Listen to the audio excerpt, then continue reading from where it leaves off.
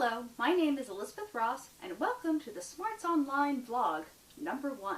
If you're new here on the Smarts Online YouTube channel, Smarts Online is an executive function curriculum that's designed to help all students, but especially students with learning differences, such as ADHD and dyslexia, conquer their executive function challenges. So this is the first in a series of new vlog format videos. We're going to use this format to talk more directly with teachers, with students, and with parents who want to learn more about executive function. So today we're going to talk about dyslexia, ADHD, procrastination, and perfectionism. So on the surface, it seems like procrastination and perfectionism don't really have a lot in common. However, the two can be really intimately related for students that have ADHD and dyslexia. It's really important when you're trying to help a student who has issues with procrastination to figure out why they're procrastinating.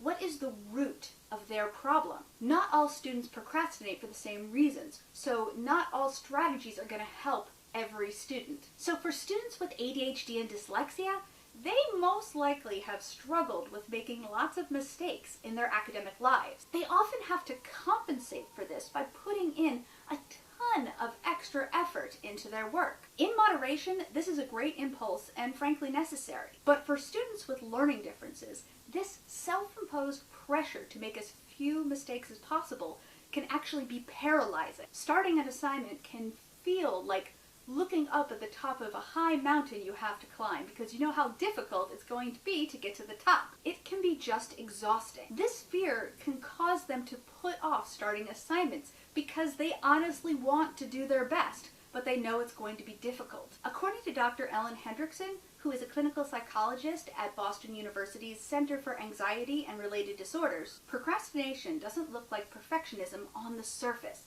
Instead, it often looks like laziness or distractibility. But if you're worried there's no way you can meet your own standards, or that you'll make the wrong decision and regret it later, it's understandable that you put off writing that term paper. If students are afraid of making a mistake, they'll often avoid doing a task. And I mean, it makes sense. You can't make a mistake on something you haven't started. Now, I don't know about you, but this is something I have definitely done. So like I said before, the first thing that you should do when dealing with a student who has issues with procrastination is try to figure out why. Now you can do this by asking them what type of assignments they often procrastinate on. That way you can start trying to assess, is this a question of the student not knowing the material? Or is this a question of the student procrastinating because they're afraid of making mistakes? Or is the student procrastinating because they know the amount of effort they're going to have to put into the assignment? If you're dealing with a student who knows the material but is afraid of making mistakes and you start trying to tutor them on the material, you're not going to get very far. Now, what are some strategies that you can use with students who have procrastination that is affected by perfectionism? Okay, so first things first, the Smarts Online curriculum has a great module on time management. If you can help a student break a task down into lots of little pieces, they can look a lot less intimidating. You can check out our introductory video on time management by clicking the link in the description. One of my favorite SMART strategies is from Unit 4A, Lesson 2, Understanding Time. This lesson helps students develop a more objective understanding of the passage of time and a greater appreciation of how time management skills can help them work more effectively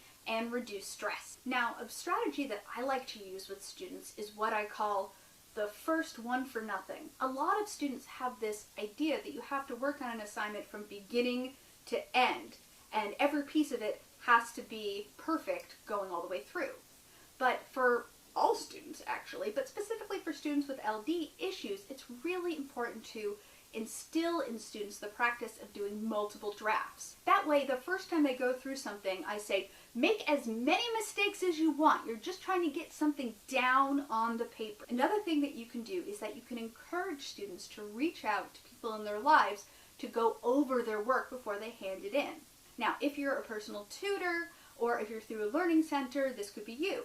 But it could also be a parent, it could also be a sibling or another student. This can be a great way to relieve stress on the student because this way they know that there's somebody to catch the mistakes that they just can't see. Now, I myself am dyslexic, and I know that one of the most frustrating things when I was in school was my inability to see mistakes.